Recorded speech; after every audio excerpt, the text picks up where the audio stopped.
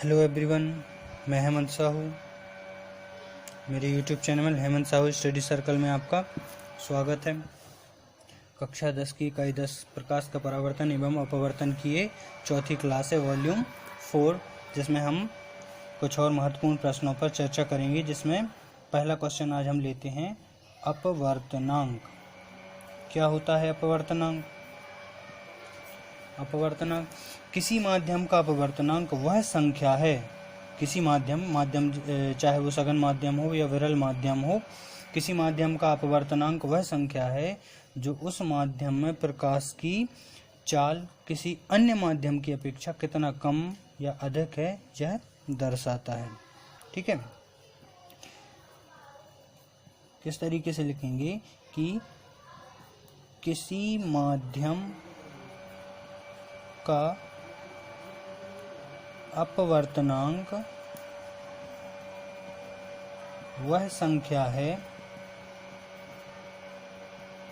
जो उस माध्यम में क्या बताता है कि प्रकाश की चाल कितनी है, और साथ में यह प्रकाश की चाल किसी अन्य माध्यम की अपेक्षा कितने गुना या तो कम है या क्या है, ज़्यादा, इसको दर्शाता है। मान लो कोई माध्यम है और उस माध्यम में हम क्या देख रहे हैं कि प्रकाश की चाल किस तरीके से गति कर रही है। अब वह किसी अन्य माध्यम में अगर जा रही है तो उसका मान कम है या ज़्यादा है, ये दर्शाता है अपवर्तनांक। ठीक है, अपवर्तनांकों को मुख्य रूप से म्यू, ये कौन सा चिन्ह है, म्यू, इसके द्वारा दर्शाया जाता है। ठीक है, अब यहाँ पर एक बात और ध्यान रखी जाए इसमें कि इससे संबंधित एक नियम है, वो क्या है, स्नेल का नियम। कौन सा नियम? स्नेल का नियम, जो क्या होता है, sine i upon sine r, sine i upon sine r. I और आर के बारे में अगर आपको ध्यान हो तो आई क्या होता था, आपतन कोण, और आर क्या होता था, अपवर्तन कोण। ठीक है, तो साइन आई और साइन आर बराबर क्या हो जाता है, म्यू, जो क्या होता है, एक नियतांक। यही क्या है, स्नेल नाम के एक वैज्ञानिक थे, उनका ये क्या है, नियम है। ठीक है, अब ये जो आपका अपवर्तनांक होता है, इसके होते हैं दो प्रकार। वैसे क्वेश्चन बहुत कम पूछा जाता है इनके प्रकार के बारे में, लेकिन फिर भी यहाँ पर देखना आवश्यक है। तो सबसे पहले देखते हैं, इसका दो प्रकार हैं, सापेक्ष अपवर्तनांक। क्या होता है सापेक्ष अपवर्तनांक? सापेक्ष अपवर्तनांक की परिभाषा के रूप में अगर अपन इसको देखें तो पहले तो 1μ2 इज इक्वल टू, अगर हमने लिखा v1/v2, इससे क्या मतलब निकल रहा है, म्यू मतलब अपवर्तनांक, 1 मतलब माध्यम और 2 मतलब भी माध्यम। तो मतलब माध्यम 1 और माध्यम 2 में अपवर्तनांक की बात करें, भी क्या है, वेग है। किसका वेग? प्रकाश का वेग, मतलब प्रकाश की चाल, किस गति से प्रकाश माध्यम 1 में और 2 में गति कर रहा है, इसकी बात हो रही है। तो पहले माध्यम में और दूसरे माध्यम में प्रकाश की क्या गति है, क्या चाल है, यह बताता है कौन, सापेक्ष अपवर्तनांक। ठीक है, सापेक्ष अपवर्तनांक की परिभाषा अगर हम इसके जो है परिभाषा के रूप में इसको देखें तो क्या लिखेंगे कि यदि कोई प्रकाश की किरण है, एक माध्यम से क्या हो, दूसरे माध्यम में, एक माध्यम से दूसरे माध्यम में क्या करती हूँ, यदि प्रवेश करें, यदि एक माध्यम से दूसरे माध्यम में प्रवेश करती हैं, तो जो पहला माध्यम होता है, जो पहला माध्यम होता है, पहले माध्यम के सापेक्ष हमेशा दूसरे माध्यम का क्या हो, अपवर्तनांक, दूसरे माध्यम का अपवर्तनांक क्या कहलाता है, उसका सापेक्ष अपवर्तनांक कहलाता है। ठीक है, दूसरा क्या लिखा हमने, निरपेक्ष अपवर्तनांक।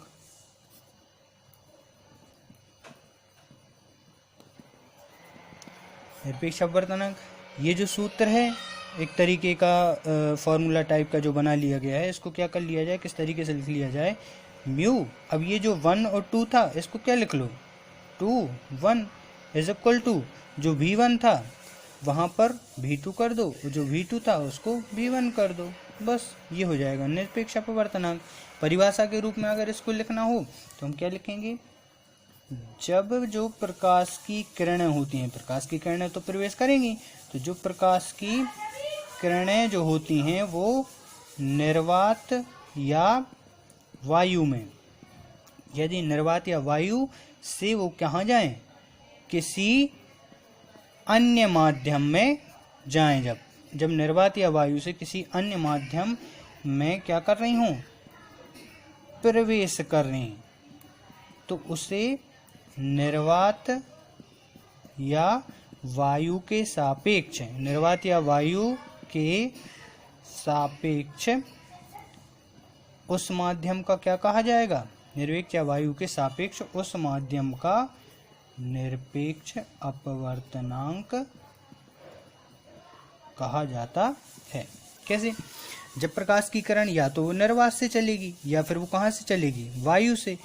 जब निर्वात या वायु से किसी दूसरे माध्यम में प्रवेश करे, मान लो निर्वात से वायु में जा रही है या वायु से निर्वात में जा रही है, या निर्वात से जल में या जल से जो है कांच में, या कांच से किसी अन्य माध्यम में प्रवेश कर रही है, तो एक दूसरे के सापेक्ष जो माध्यम होता है वही क्या कहलाता है, उसका निरपेक्ष अपवर्तनांक कहलाता है।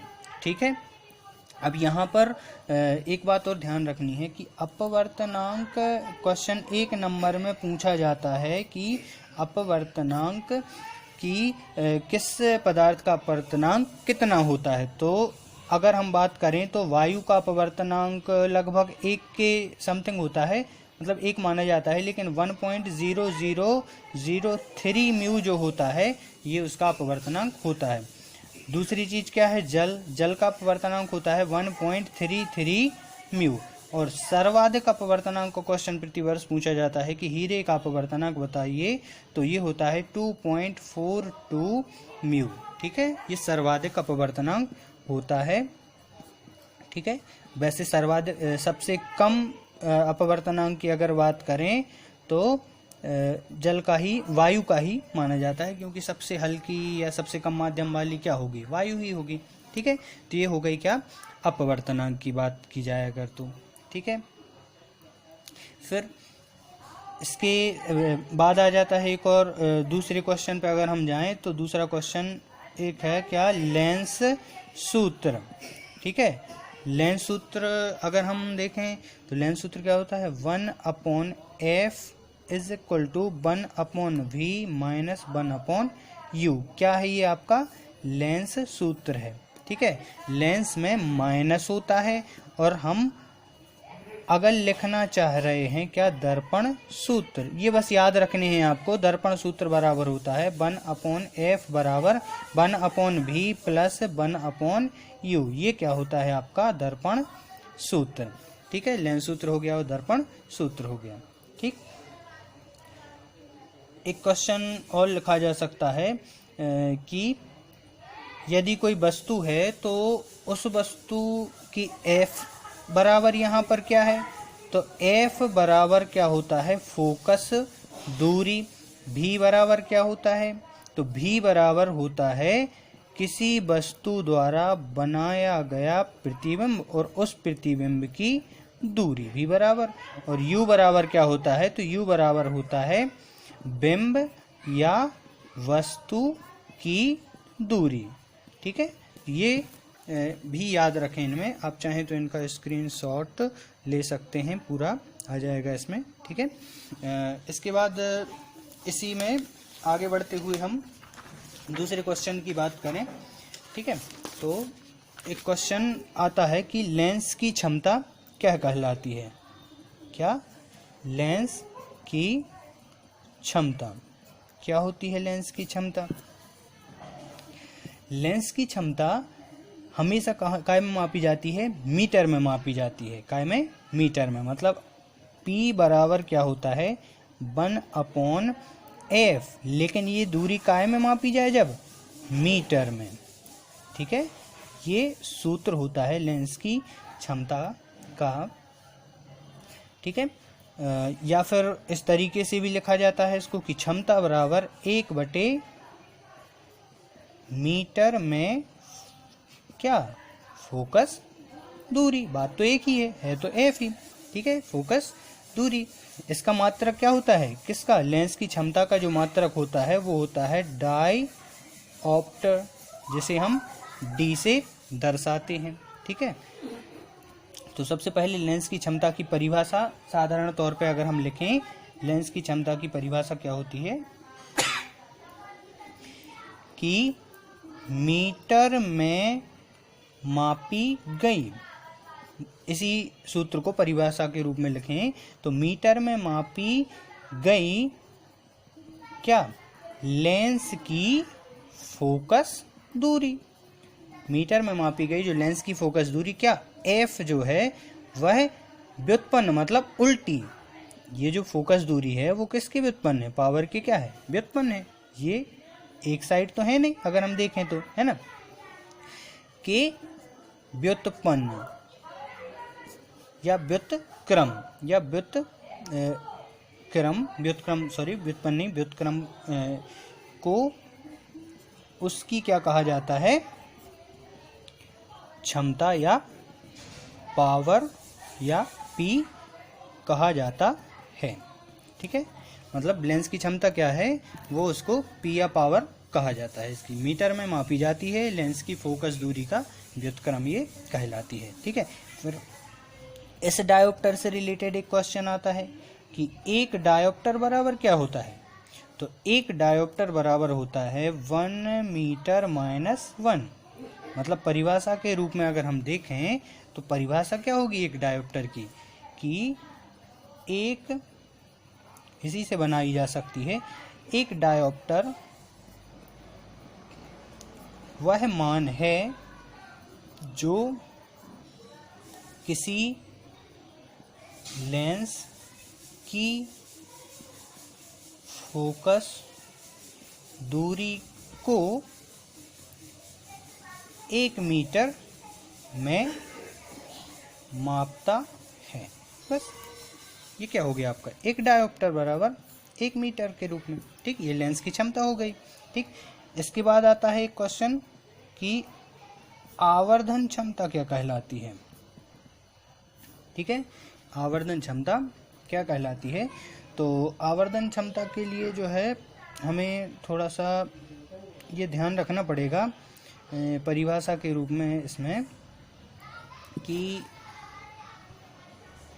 आवर्धन क्षमता में हम किसकी बात कर रहे हैं, लेंस की या दर्पण की। लेंस की बात नहीं की जाएगी, इसमें बात की जाएगी कि दर्पण की बात की जाएगी। तो हम देखेंगे कि जो प्रतिबिंब की लंबाई होती है, जो प्रतिबिंब की लंबाई होती है, इसको मुख्य रूप से कैसे दर्शाते हैं, आई से दर्शाते हैं। और जो वस्तु की लंबाई होती है, जो वस्तु की लंबाई होती है ओ से दर्शाते हैं, इसको बीचों बीच होती है। इसका क्या हो, जो अनुपात मतलब इन दोनों का जो भाग होता है उसको क्या कहा जाता है, आवर्धन क्षमता कहा जाता है। किसको, किसी दर्पण की आवर्धन क्षमता वह मान है जो प्रतिबिंब की लंबाई और वस्तु की लंबाई का क्या हो, अनुपात।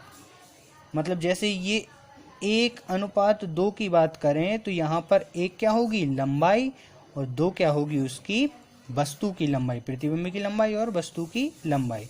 मान लो 1 सेंटीमीटर जो है वस्तु थी, है ना, और उसका प्रतिबिंब जो है बन गया 2 सेंटीमीटर का, है ना, तो वो क्या हो जाएगा, उसकी आवर्धन क्षमता। आवर्धन मतलब बड़ा करके देखना, आवर्धन मतलब बड़ा करके देखना, उसको बृहत करके देखना। ठीक है, फोकस्ड करके देखना। ठीक, आवर्धन क्षमता को इस तरीके से भी दर्शाया जाता है कि आवर्धन क्षमता एम बराबर होती है प्रतिबिंब की लंबाई बटे होता है बिंब या वस्तु की लंबाई। ठीक है, या साथ साथ में इसको इस तरीके से भी लिखते हैं कि ए डैश बी डैश बटे ए बी बराबर या आई बटे ओ या माइनस बी अपॉन यू। यहाँ पर हम चूंकि जानते हैं कि बी क्या होता है, बी होता है प्रतिबिंब, यू क्या होता है बिंब, आई क्या है प्रतिबिंब की लंबाई, ओ क्या है वस्तु की लंबाई, ए डैश और बी डैश क्या है, ए डैश बी डैश बनते हैं प्रतिबिंब और ए बी क्या होती है वस्तु। चलिए चित्र के रूप में इसको अपन यहीं पे देख लेते हैं साधारण तौर पे। ये इसी का है चित्र, ठीक है, ध्यान रखना इसका। ये मान लो क्या हो गया, एक दर्पण हो गया, ठीक है। ये मान लो हो गया उसका मुख्य अक्ष, ये हो गया ध्रुव, ये हो गया द्वारक जो अपन ने सबसे पहले देखा था, ठीक है। यहाँ कहीं केंद्र बना लिया हमने, सी नाम दे दिया, यहाँ कहीं बना दिया हमने फोकस, ठीक है, लेकिन नाम नहीं दे रहे, रहने दीजिए। यहाँ पर मान लो हमने क्या रख दी, एक वस्तु रख दी और इस वस्तु का नाम क्या रख दिया हमने, ए और ये बी। अच्छा, अब ये जो वस्तु होगी इससे क्या होंगी, इस साइड से क्या पड़ेंगी, प्रकाश की किरणें इस साइड से ऐसे पड़ेंगी। तो ये जो प्रकाश की किरणें होती हैं जब इससे गुजारी जाएंगी और जब इस दर्पण पे पड़ेंगी, तो दर्पण पे पड़ने के पश्चात कुछ यहाँ पड़ेंगी, कुछ इस तरीके से गुजारी जाएंगी, है ना। तो ये जो कुछ किरणें होती हैं ये कहाँ से जाती हैं, यहाँ से होती हुई इस पॉइंट पर जाके मिलती हैं और यहाँ से जाके ये इस तरीके से जाती हैं। और कुछ किरणें ऐसी होती हैं जो ये जो वक्रता केंद्र है इससे गुजरते हुए यहाँ पर जाके पहुँच जाती हैं। अब ये जो ए बी वस्तु से निकलने वाली प्रकाश की किरणें थीं, इसने बनाया एक प्रतिबिंब और ये प्रतिबिंब कहाँ बनता है, यहाँ पर। ये ऊपर ए था, नीचे भी होगा, लेकिन जब प्रतिबिंब बनता है तो ये ऊपर तो बना नहीं, कहाँ बना, नीचे। तो ये जो सीधा था ये कैसे बन जाएगा, उल्टा। इसलिए ये ए की जगह पे ए डैश और बी की जगह पे बी डैश आ जाएगा, ठीक है। और ये जो प्रतिबिंब है, इस प्रतिबिंब को जो है हम क्या बोलेंगे कि ये वस्तु का क्या बन गया, प्रतिबिंब बन गया, ठीक है। और कई सारी किरणें बना दो, चाहो तो नामकरण दे सकते हो। बस यहाँ पर आपको हमने ये ए डैश और बी, ए डैश बी डैश और ए बी या आई ओ और माइनस बी यू के बारे में बताने के लिए लिखा है। मान लो ये ए बी को हमने ओ नाम दे दिया और ये जो प्रतिबिंब बन गया ये हो गया आई, ठीक है। अच्छा, यहाँ पर दो कोण बनते हैं, फिर से ध्यान आया, पहली क्लास में हमने देखा था एक कोण था आई और एक कोण था आर। आई मतलब आई बराबर क्या था, आई जो था वो था आपका आपतन कोण, ठीक है। और आर जो था वो क्या था, अपवर्तन कोण या परावर्तन कोण, ठीक है, ध्यान रखना इसका। ओके, तो इस क्लास में इतना ही। आप चाहें तो इसका भी स्क्रीनशॉट ले सकते हैं, ठीक है, इसका स्क्रीनशॉट ले सकते हैं। और जो हमने अभी अभी देखा अपवर्तनांक, निरपेक्ष, सापेक्ष, लेंस सूत्र, इसका भी आप चाहें तो स्क्रीनशॉट ले सकते हैं। ये थी हमारी चौथी क्लास, ठीक है। अगले वीडियो में कुछ और महत्वपूर्ण प्रश्नों पर चर्चा करेंगे, ठीक है। तो लाइक कीजिए, सब्सक्राइब कीजिए और शेयर कीजिए। और कोई भी क्वेश्चन अगर समझ में ना आए तो कमेंट बॉक्स में ज़रूर लिखिए, ठीक है। हम उन क्वेश्चंस पर भी वीडियो बना लेंगे और कोई चर्चा करनी हो तो उस पर भी चर्चा की जा सकती है, ठीक है। अगली जो क्लास आएगी वो 5th क्लास आएगी, वॉल्यूम 5th। तो सब्सक्राइब कीजिए मेरा channel Hemant Sahu study circle. धन्यवाद आप सबका।